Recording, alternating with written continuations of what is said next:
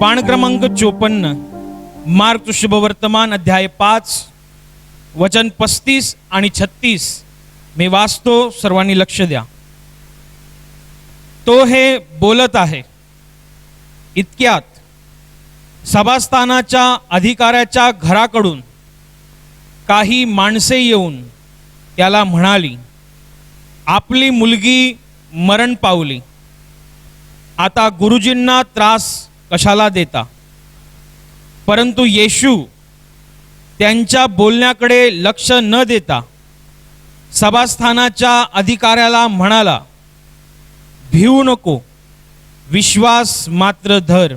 Hallelujah, hallelujah, hallelujah, hallelujah. आज जी घटना आपण वाचली ही प्रभू येशू ख्रिस्त ज्यावेळेस या भूमीवरती मनुष्य रूपामध्ये होता आणि जेव्हा तो मनुष्य रूपात असताना या पृथ्वीवरती परमेश्वराच्या पापक्षमेची योजना पूर्णत्व करण्याच्या दिशेने वाटचाल करत होता, तेव्हा त्याच्या ह्या वाटचालीमध्ये प्रभू येशू ख्रिस्ताने बरेच उपदेश केले, बरेच रहस्य सांगितली, परमेश्वराचं मन लोकांसमोर प्रगट केलं, परमेश्वराच्या योजना त्याने लोकांसमोर प्रगट केल्या. आणि इतकंच नव्हे तर तो प्रकाशापासून आलेला प्रकाश असा परमेश्वर जो सामर्थ्याने भरलेला होता, जो स्वर्ग आणि पृथ्वीचा मालक असा परमेश्वर जेव्हा या मानव जातीमधून वावरत होता, तेव्हा मानव जातीच्या व्याधी, दुःख, क्लेश, त्रास, आजार यातून लोक बरी व्हायची, मुक्त व्हायची. कारण परमेश्वराच्या मुक्तीचा हा पवित्र स्वभाव परमेश्वर प्रभू येशू ख्रिस्ताद्वारे उपस्थितांच्या जीवनावरती प्रगट व्हायचा. आणि येशू ख्रिस्त गावोगावी, नगरोनगरी, शहरोशरी परमेश्वराने सोपवली ही कामगिरी पूर्ण करत एका गावातून दुसऱ्या गावात, दुसऱ्या गावातून तिसऱ्या गावात, एका नगरातून दुसऱ्या नगरात असा तो फिरायचा. आणि येशूची कीर्ती ही चहूकडे पसरली होती, कारण येशूच्या द्वारे पुष्कळशे असे असाधारण चमत्कार, असाधारण अद्भुत कृत्य घडली होती, जी आजपर्यंत जगाच्या इतिहासामध्ये कोणी केली नव्हती आणि कोणी करू शकत नाही. आणि असंच येशू ख्रिस्त एका गावामध्ये असताना तिकडे फार मोठी प्रचंड गर्दी लोटली होती येशूला पाहण्यासाठी, येशूचं ऐकण्यासाठी, येशूला स्पर्श करण्यासाठी, किंबहुना येशूचा स्पर्श त्यांना व्हावा ह्यासाठी लोकांची तिकडे प्रचंड गर्दी जमली होती.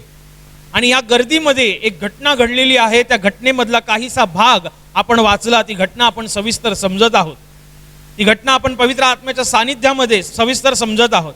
प्रभू येशू ख्रिस्त गर्दीच्या मधोमध उभा असताना तिकडे एक मनुष्य आला, ज्याच्या प्रतिष्ठेविषयी बायबल असं म्हणतं की तो एक सभास्थानाचा अधिकारी होता. या माणसाचं नाव होतं याईर. आणि ह्या माणसाची एक मुलगी होती जी 12 वर्षांची होती आणि जी आपल्या आयुष्याच्या शेवटच्या टप्प्यामध्ये होती. ती शेवटचा घटका मोजत होती, जणू ती मरायला टेकलेली होती. आणि त्या मुलीचा वडील, ज्याचं नाव याईर, जो सभास्थानाचा अधिकारी होता, जेव्हा त्याला येशूच्या कीर्तीविषयी कळतं, जेव्हा त्याने येशूच्या साक्षी ऐकून जेव्हा त्याच्या हृदयात एक विश्वास निर्माण होतो, हा विश्वास घेऊन तो येशू ज्या दिशेने आहे, ज्या गावामध्ये आहे, त्या गावामध्ये तो थेट निघतो. आणि प्रचंड गर्दी समुदायाच्या मध्ये तो येशूला पाहतो. आजूबाजूच्या उपस्थित लोक त्याला येशूपर्यंत पोहोचण्याचा रस्ता देतात. आणि तिकडे पोहोचल्यावरती हा सभास्थानाचा प्रतिष्ठित अधिकारी असूनही तो येशू ख्रिस्ताच्या पाया पडतो, येशूला नमन करतो आणि येशूला म्हणतो की प्रभूजी, माझी मुलगी मराव्यास टेकली आहे, आपण या, तिच्या डोक्यावर हात ठेवा, म्हणजे ती बरी होईल. विचार करा, ज्याची मुलगी शेवटच्या घटका मोजते आहे, ज्याची मुलगी आपल्या जीवनाच्या अंतिम टप्प्यामध्ये आहे, काही मिनिटं, काही सेकंद तिच्याकडे आहेत, आणि अशा स्थितीमध्ये असलेल्या त्या मुलीचा वडील एकदम किती शांत अवस्थेत बोलतोय, कारण त्याच्या हृदयामध्ये येशूविषयी प्रचंड विश्वास आहे. त्याला येशूच्या सामर्थ्याविषयी माहिती आहे. त्याला पक्क माहिती आहे की येशू जर ह्या काळामध्ये, ह्या वेळेमध्ये जर माझ्या मुलीपर्यंत पोहोचला आणि जर त्याने तिच्यावरती हात ठेवला तर माझी मुलगी बरी होईल, माझी मुलगी या शेवटच्या ज्या घटका मोजते तिच्यातून ती बाहेर निघेल आणि ती पूर्णत्व बरी होईल. आणि या विश्वासाने तो येशूपर्यंत जातो, येशूला नमन करतो आणि येशूला आपल्या विश्वासपूर्ण प्रार्थना येशू समोर सादर करतो. आपण या, तिच्या डोक्यावर हात ठेवा, म्हणजे ती बरी होईल. बायबल म्हणतं की येशू ख्रिस्त या प्रचंड गर्दी समुदायाला सोडून या याईराच्या मागे जातो, याईराचा मागोवा घेतो, याईराच्या घराच्या दिशेने तो वाटचाल करतो. कारण येशू समोर या याईराने आपला प्रचंड विश्वास ठेवलेला आहे. किती स्वतःमध्ये एक अद्भुत घटना आहे ही. की बायबलमध्ये सगळीकडे येशूच्या मागे लोक जात आहेत असं लिहिलेलं आहे, परंतु ह्या घटनेत जेव्हा आपण वाचतो तेव्हा येशू एका माणसाच्या मागे चाललाय. तो अशासाठी चाललेला नाहीये की तो एक सभास्थानाचा अधिकारी आहे. तो अशासाठी चाललेला नाहीये की तो एक प्रतिष्ठित, एक फार मोठ्या हुद्द्यावरचा माणूस आहे. तो अशासाठी चाललेला आहे की त्याचा विश्वास किती प्रचंड आहे, त्याच्या जीवनामध्ये भूमिका किती अटीतटीची आहे, परिस्थिती किती बिकट आहे. आणि अशी बिकट परिस्थिती असतानाही त्याच्या बोलण्यामध्ये, त्याच्या विश्वासपूर्ण बोलण्यामध्ये जराही शंका दिसत नाहीये. त्याच्या विश्वासपूर्ण बोलण्यामध्ये कुठेही संदेह दिसत नाहीये. तो स्पष्ट सांगतोय, आपण या, तिच्या डोक्यावर हात ठेवा म्हणजे ती बरी होईल. किती किती स्पष्टता आहे त्याच्या बोलण्यामध्ये. त्याच्या बोलण्यामध्ये घाबरटपणा नाहीये, त्याच्या बोलण्यामध्ये भय नाहीये, त्याच्या बोलण्यामध्ये शंका नाहीये. तो एकदम स्पष्टपणे विश्वासपूर्ण असा तो परमेश्वरासमोर आपली प्रार्थना, आपल्या विनंतीला ठेवत आहे. माझी मुलगी मराव्यास टेकली आहे, आपण या, तिच्या डोक्यावर हात ठेवा म्हणजे ती बरी होईल. आणि त्याचा हा प्रचंड विश्वास पाहून, त्याचा हा सजीव, जिवंत आणि क्रियान्वित विश्वास पाहून प्रभू येशू ख्रिस्त, तो विश्वासाचा उत्पादक परमेश्वर, याईराच्या दिशेने वाटचाल करतो, याईराच्या घरच्या दिशेने निघतो. आणि मग एक वेळ अशी सुद्धा येते की वाटेत असतानाच याईर हा प्रतिष्ठित असल्यामुळे याईराच्या घरी लोकांचा जमावडा झाला होता. आणि याईराची मुलगी जी शेवटच्या घटका मोजत होती, जी अंतिम खेपेमध्ये होती, जीवनाच्या अंतिम टप्प्यात होती, ती आपला प्राण गमावते, ती मरते, तिचा श्वास बंद होतो. आणि तेव्हा याईराच्या घरामध्ये उपस्थितांपैकी काही लोक याईराच्या दिशेने जातात, कारण त्यांना माहिती होते की याईर येशूला भेटायला गेलेला आहे, याईर येशूला सांगायला गेला आहे. उपस्थितांना माहिती होतं, म्हणूनच उपस्थित थेट याईराला शोधायला येशू ख्रिस्त ज्या ठिकाणी आहे त्या ठिकाणी आले होते. आणि जेव्हा याईर त्यांना दिसतो तेव्हा त्याच्या घराकडून आलेली माणसं याईराला सांगतात की तुझी मुलगी मेली आहे, तुझी मुलगी मरण पावली आहे. आता गुरुजींना घरी घेऊन जाण्यात काय अर्थ नाहीये, आता गुरुजींना त्रास देण्यात काय अर्थ नाहीये, आता येशूला घरी बोलावण्यात काय अर्थ नाहीये. लोक त्याला सांगतायत. आणि बायबल मधला आजच्या वचनामध्ये अगदी सुंदर वाक्य आहे की त्यांच्या बोलण्याकडे लक्ष न देता येशू याईराला म्हणाला, भिवू नको, विश्वास मात्र धर. हे वाक्य किती साधारण आहे, परंतु या साधारण वाक्याला फार मोठी गांभीर्य आहे, फार मोठी गंभीरता आहे. येशूने त्यांच्या बोलण्याकडे लक्ष न देता याईराला म्हटले, भिवू नको, विश्वास मात्र धर. आणि याईर कचरत नाही, याईर हटत नाही, याईर घाबरत नाही. आणि याईर येशूच्या त्या बोलण्याकडे लक्ष देऊन येशूला थेट आपल्या घरी घेऊन जातो. लोक त्याला सांगतायत की तुझी परिस्थिती फार बिकट झालेली आहे, मुलगी मरण पावलेली आहे, मुलगीने आपला प्राण सोडलेला आहे.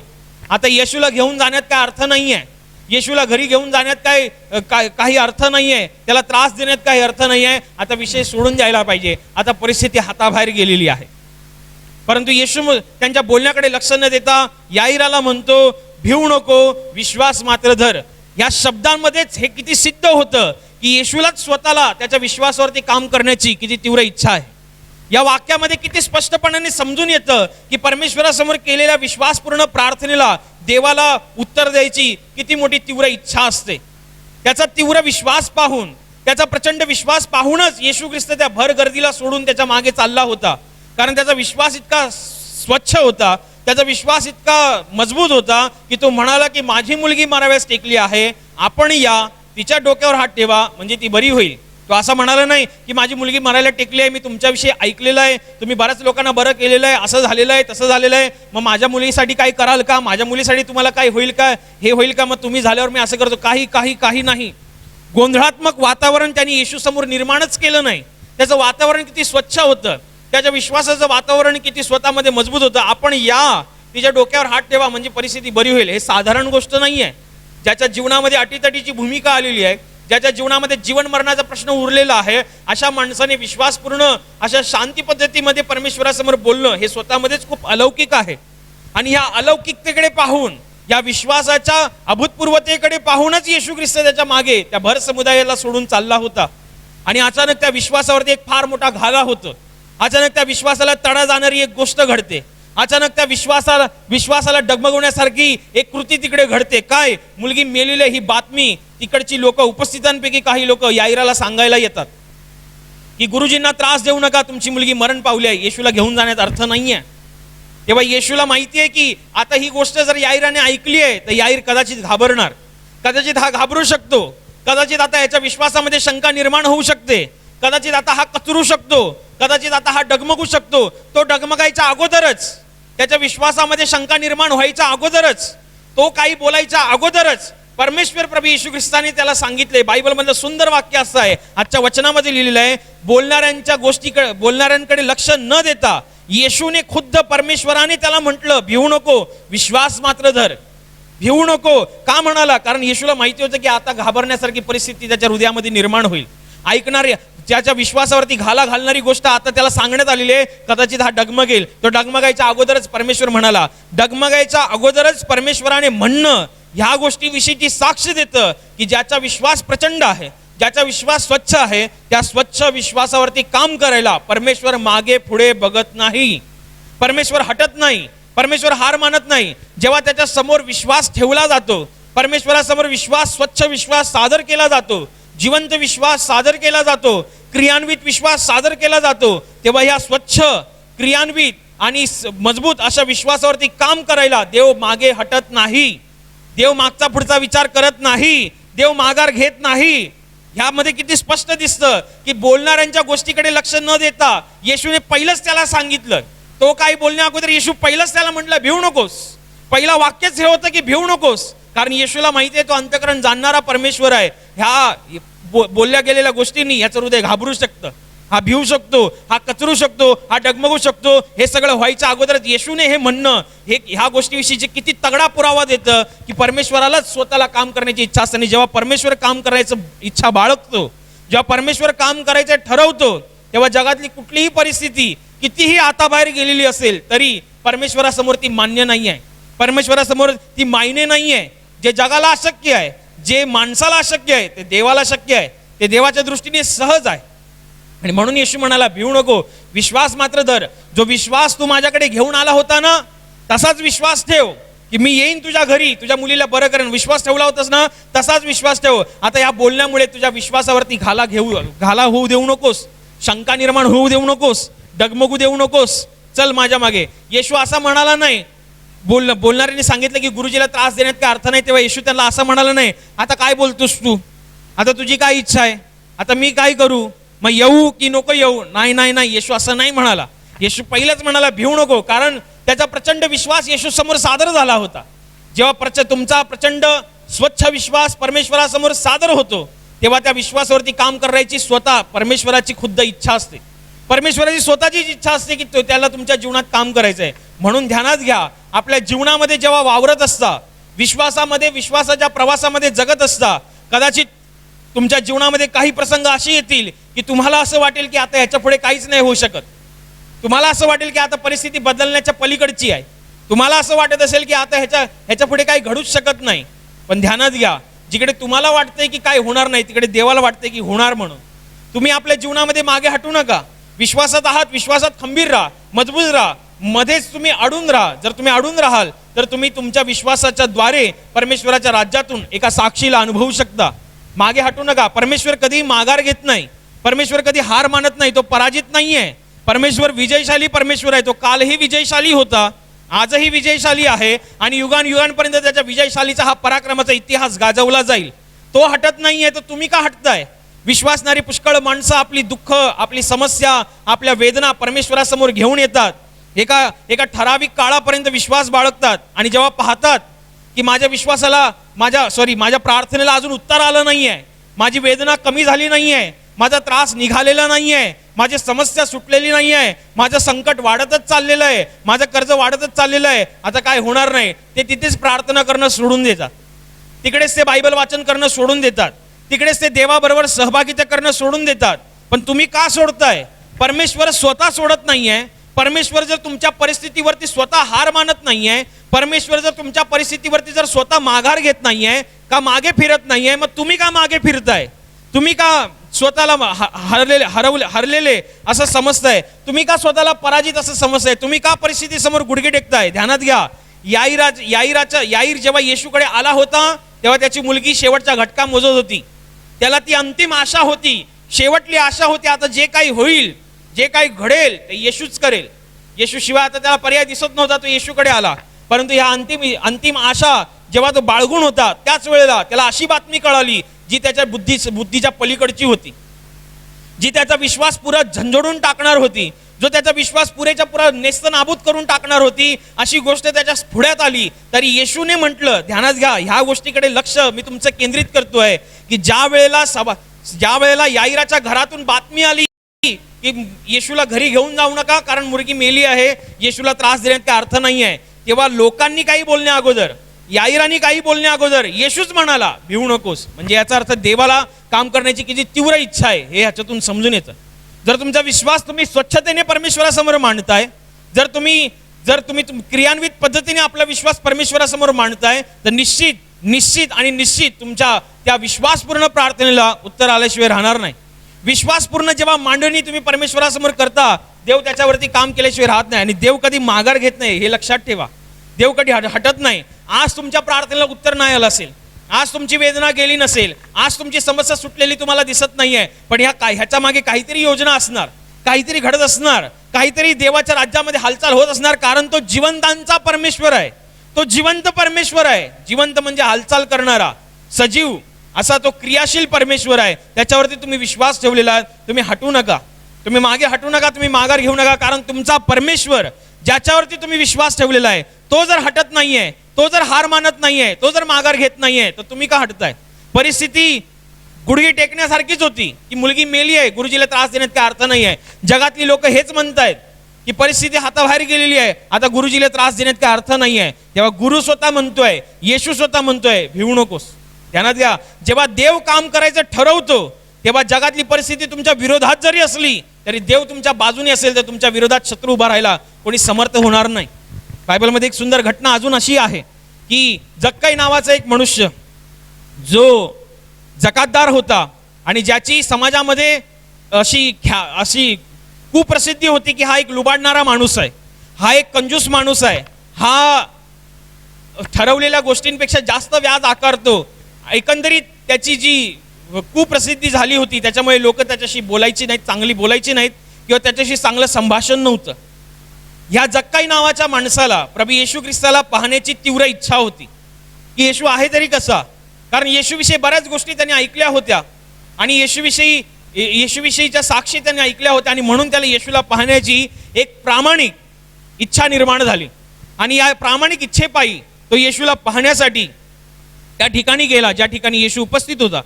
पाहिलं तर काय की येशू आहे, परंतु तो भर गर्दीच्या मधोमध उभा आहे. आणि हा जो जकातदार, ज्याचं नाव जक्काई आहे, हा जक्काई नावाचा जकातदार माणूस शरीराने ठेंगणा असल्यामुळे त्या गर्दीसमोर त्याचं काही चालू शकलं नाही. परंतु येशूला पाहण्याची त्याच्या हृदयामध्ये एक प्रामाणिक इच्छा होती. आणि या प्रामाणिक इच्छा अंतर्गत तो येशू ज्या वाटेने जाणार आहे त्या वाटेच्या कडेला एक उंबराचं झाड होतं. या उंबराच्या झाडावरती तो चढला अशासाठी की येशूला त्याला पाहायची इच्छा होती. एका ठेंगड्या माणसाने झाडावर चढणं ही साधी गोष्ट नव्हती. एका श्रीमंत ज्याच्या हाताखाली जकातदारांची फौज आहे अशा श्रीमंत माणसाने त्या उंबराच्या झाडावरती चढणं ही साधीसुधी गोष्ट नाही आहे. परंतु तो चढला. ते त्याचं रोजचं काम नसून सुद्धा तो त्या झाडावरती चढला येशूला पाहण्यासाठी. का? कारण येशूला पाहण्याची त्याची हृदयामध्ये एक प्रामाणिक इच्छा होती. येशूला पाहण्यासाठी त्याच्या हृदयामध्ये एक प्रामाणिकपणा होता. आणि येशू त्या वाटेने जाताना अचानक येशू ख्रिस्त त्या झाडाच्या इथे थांबतो आणि आपली दृष्टी वर करतो आणि जक्कायाला बघतो आणि जक्कायाला म्हणतो, जक्काया त्वरा करून खाली ये, आज मला तुझ्या घरी उतरावयाचे आहे. जक्कायाचा आनंद गगनात मावेनासा होतो. कारण येशूला फक्त पाहायचं होतं त्याला, परंतु आता खुद्द येशूने त्याला पाहिलेलं आहे. येशू त्याचं नाव घेऊन त्याला बोलवतोय. एवढंच नव्हे, ते येशू त्याच्या घरी उतरण्याची सुद्धा आपली इच्छा दर्शवतोय. ध्यानात घ्या, ज्या वेळेला ही गोष्ट घडली तेव्हा तिकडे भर गर्दीमध्ये किलबिलाट सुरू झाला. भर गर्दीमध्ये खळबळ उडाली. काय खळबळ उडाली? हा एक पापी माणूस आहे. हा जक्काई नावाचा जकातदार जो माणूस आहे हा एक पापी माणूस आहे. हा दृष्ट माणूस आहे. हा लुबाडणारा माणूस आहे. हा कंजूस माणूस आहे. ह्याच्याद्वारे कोणाचं चांगलं होईल असं बाप जन्मात कोणी स्वप्नात सुद्धा विचार करू नये असे लोकांमध्ये त्याची समज होती. आणि असं त्याचं वागणं लोकांसमोर प्रखर होतं किंवा प्रख्यात होतं. आणि येशूने तर आपली इच्छा दर्शवली, परंतु लोकांनी पण येशूच्या देवत्वावरती शंका उपस्थित केली. जर हा देवाचा पुत्र आहे तर ह्याला माहिती पाहिजे की तो कोणाशी बोलतोय, एका पापी माणसाशी बोलतोय. जर हा देवाचा पुत्र आहे तर याला माहिती पाहिजे की हा कोणाशी बोलतोय, हा पापी माणसाच्या घरी उतरायची इच्छा दर्शवतोय. हा जर देव आहे तर याला समजायला पाहिजे. विचार करा, लोकांमध्ये येशूच्या देवत्वावरती शंका घेतली जाते आहे, परंतु येशू त्यांच्या शंकेकडे बघत नाहीये. येशूने जर जक्कायाच्या घराण्याचं तारण करायचं ठरवलंय, येशूने जर जक्कायाच्या घराण्याला मुक्त करायचं ठरवलंय, तर जग एकीकडे आणि जक्काया आणि येशू एकीकडे. जर देव तुमच्या जीवनात काय करायचं ठरवतो तेव्हा परिस्थिती त्याच्या परमेश्वरासमोर मायने नाही राहत. तुमचा प्रश्न परमेश्वरासमोर मायने नाही राहत.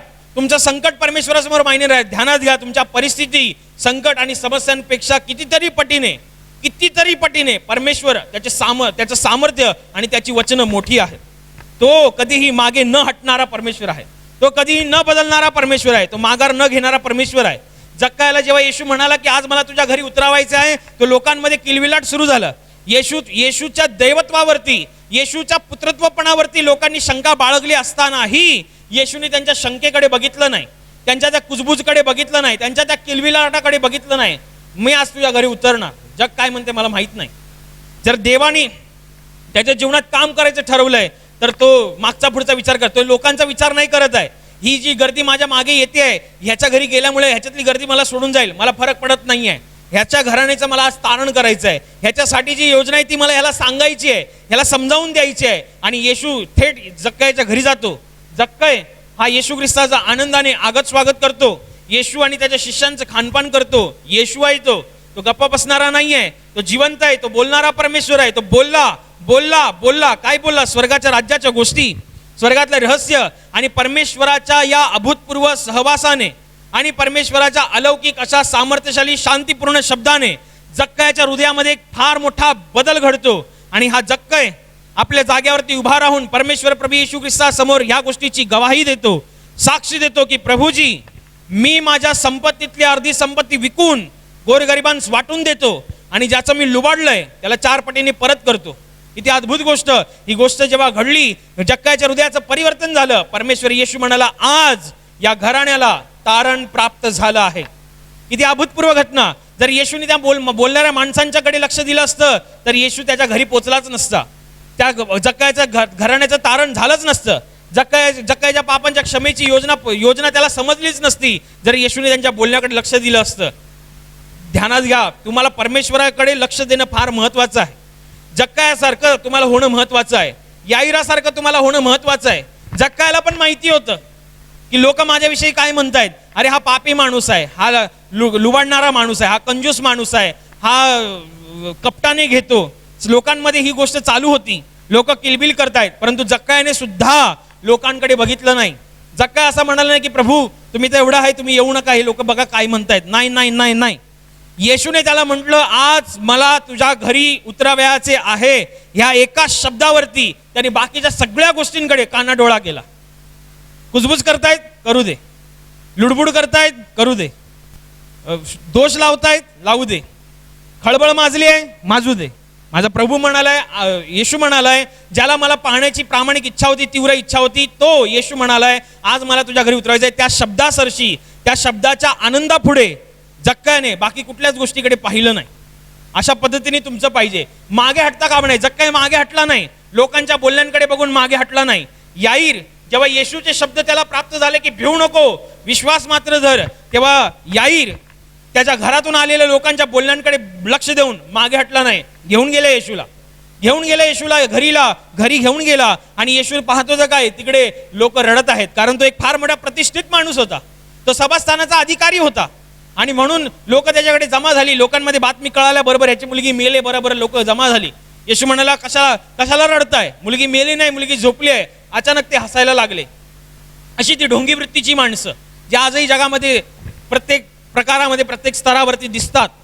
येशू याईराच्या घरात गेला, बघतो तर याईराची मुलगी निश्चित पडलेली आहे, तिने प्राण सोडलेला आहे, तिचा श्वासोच्छवास बंद झालेला आहे. येशू तिच्या जवळ जातो आपल्या 3 शिष्यांना घेऊन, आणि तो याईर आणि त्याची पत्नी, आणि येशू त्या मुलीला सांगतो, तलिथा कुम, मुली मी तुला सांगतो उठ. आणि ती मेलेली मुलगी उठून बसते. येशू सांगतो की हे जे कृत्य, हे अद्भुत कृत्य घडलं, कोणाला सांगू नका. पण ही बातमी लपण्यासारखी नव्हतीच, कारण लोक जमा झाली होती. लोकांना माहिती होते की याईराची मुलगी हातरुणाला खिळलेली आहे.